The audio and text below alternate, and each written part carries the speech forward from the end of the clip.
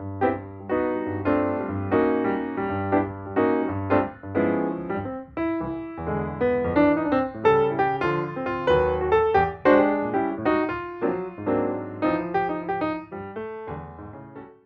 to the latest episode of Isolation Interviews with me, Rob Harkavy. Now, my next guest is a distinguished designer, entrepreneur, and now author, whose brilliant new book, Living and Loving in the Age of AIDS, and here it is out in April. His own story is inextricably linked to the story of HIV and AIDS, and I am genuinely humbled and honoured to be able to say hello to Derek Frost. Hello, Derek. Well, hello, Rob, and thank you for your kind introduction and words. Most appreciated. It's all downhill from here now. So thank you so much for joining me today. And before we dig more deeply into your book, with startling unoriginality, you're going to get the same first question as everybody else. How has lockdown been for you? Well, I think lockdown actually for us, I mean, we're incredibly fortunate in that, you know, we are not under the same pressures that a lot of young people are under. And in a way, looking at the positive side of it, you know, it's been a period for reflection and slowing down, and there have been many positive aspects, I have to say. Yeah. So can I ask you what inspired you to tell this story, which is sort of part the history of HIV and AIDS and part memoir? What inspired you to write it all down? Well, how it originated is that we, at a later stage in our lives, started a charity called AIDS-ARC, which was focusing on providing antiretroviral drugs for people with HIV. And we started that in 2002, and we resigned as trustees, we being Jay, my husband, and I. We resigned as trustees in 2016. And I thought it would be important for the other people involved in the charity, the other trustees and our supporters, if I were to set down a record of all the activities of that charity. I did that, and I showed it to my brother-in-law, who's had a very long and eminent history or career in publishing. And he was very sweet but forthright. And he said, you know, this is not going to be of interest to anyone except people in the publishing world. But if you were to decide to set down your own history leading up to the period of starting this charity and why you did it, and if you were prepared to be sufficiently honest about that history, then maybe there's a book there that other people might be interested in reading. And I thought carefully about that because I'm quite a private person. But I decided that, you know, that our experience of this extraordinary pandemic, the AIDS pandemic, we were very closely linked into it in three ways, really, because we had been very much part of the celebrations surrounding, you know, gay liberation by starting two major clubs, and in fact, subsequently other clubs. Then ourself, or Jay, becoming infected himself pre the arrival of ARVs and having a very long battle, 6-year battle to survive. And then post-recovering from that, deciding to start actually what was our second AIDS charity called AIDS-ARC. So we had sort of 3 or 4 bites of the cherry on the subject. And I thought, you know, we've got some stuff here which really should be set down, and that's perhaps, you know, forms part of quite a slim record on the subject.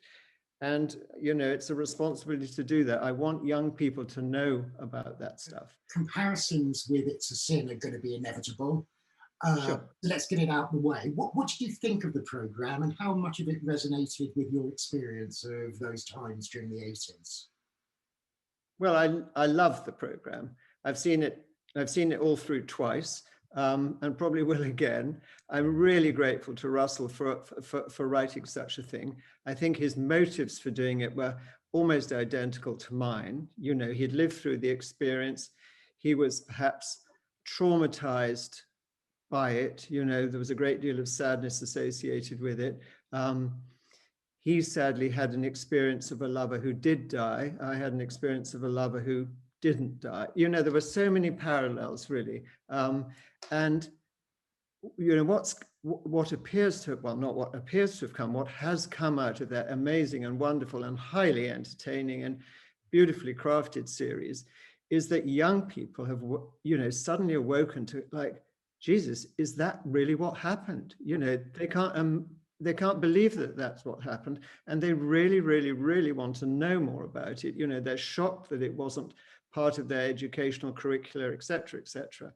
And that's an amazing service that Russell's, that this wonderful piece of work, It's a Sin, has contributed. And I hope that in a similar fashion, I'm sure it won't be quite so large scale, but that my piece of work will do the same. My piece of work is a different piece of work in the sense that it's about, real people and a real experience. Russell's It's a Sin covers a shorter period of time, mine a wider span of time, and mine ends in a very, very optimistic way, really, further down the line, because out of surviving AIDS and any transformation that happened to us personally through that experience has resulted in this charity, which so far, has saved the life of over 1,000 HIV positive people.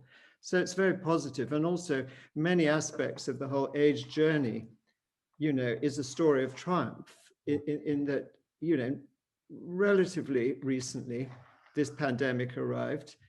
Science finally got onto it. It took a long time for science to get onto it, mostly because of the hideous attitude to people in government, and most particularly to Reagan, who, famously, didn't even mention the subject for the first 6 years of his presidency.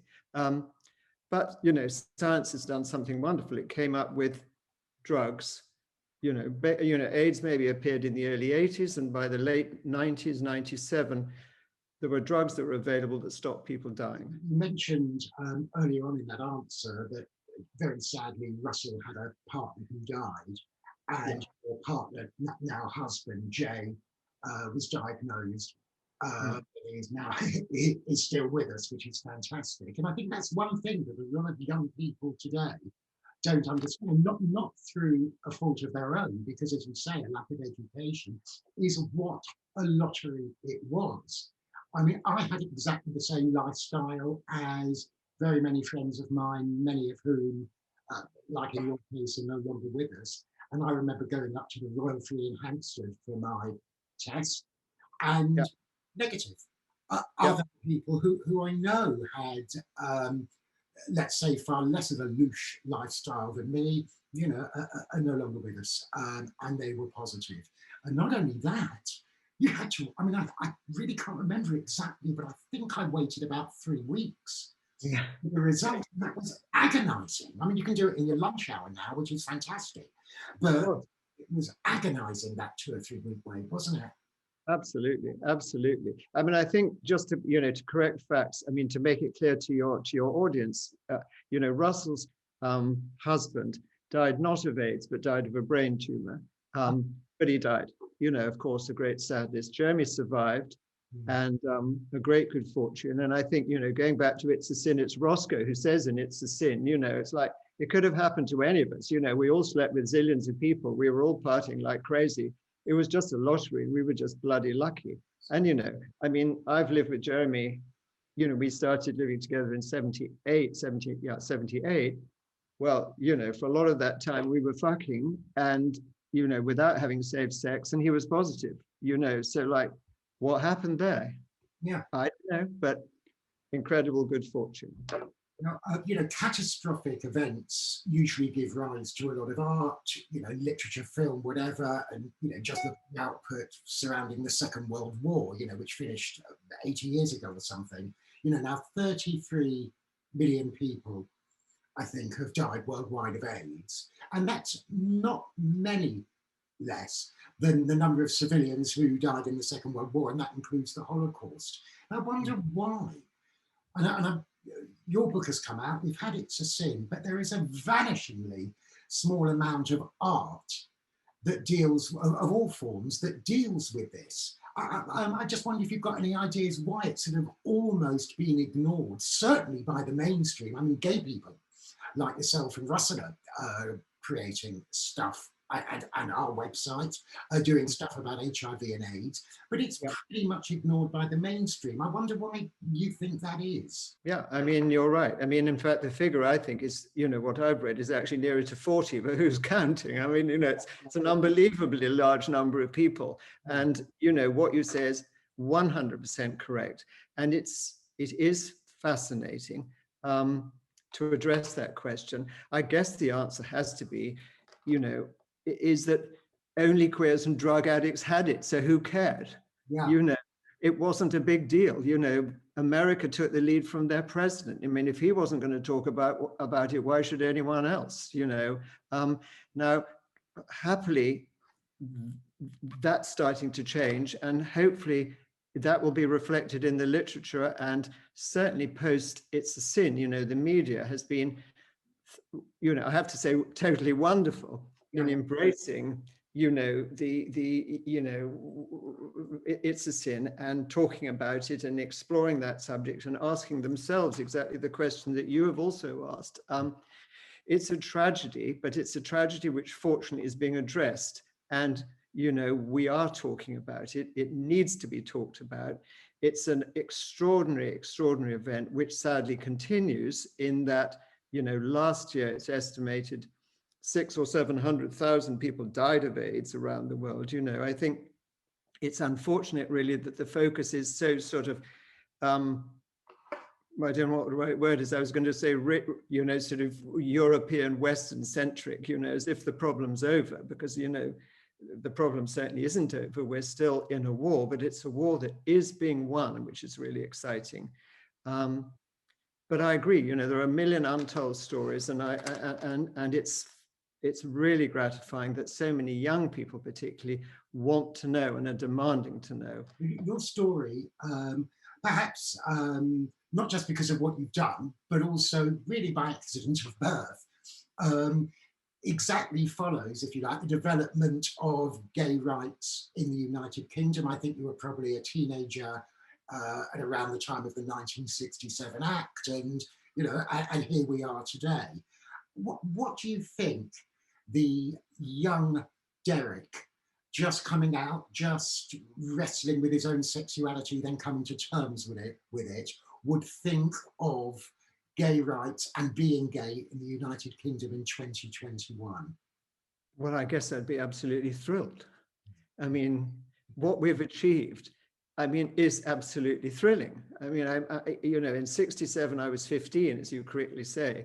I probably wasn't even thinking about it. I mean, at 15, to be perfectly honest, I was having lots of sex in school with boys without even having heard the word homosexuality or gay. I just thought, it's kind of what kids did at school at that age, I know. Yeah, about it too. It was only post school that I even knew I was like one of those, and I didn't feel that happy about it at all. And I mentioned in my book, the similar question was addressed to Armistead Maupin. He said, the great author of Tales and etc. And he said it was like the worst possible thing you could possibly imagine. It was like worse than being, worse than being a murderer or a rapist or, Now, I think because that self-hate, is at the root of a lot of problems. And now gay people kind of love themselves, and that's great too, But what we've achieved is quite staggering in parts of the world. Yes. And in other parts of this very, very polarized world, sadly, things have gone badly in the wrong direction. Derek, thank you so much for joining us today, and also thank you for writing this brilliant memoir. I think it will go down as a sort of seminal LGBT tome, and all school children, gay, straight, whatever, should read it. And if OutNewGlobal can do anything about it, they certainly will. So it only remains for me to say thanks once again, Derek, and I wish you and Jay much love, luck, and happiness. Thank you. That's very kind and very appreciated. Take care.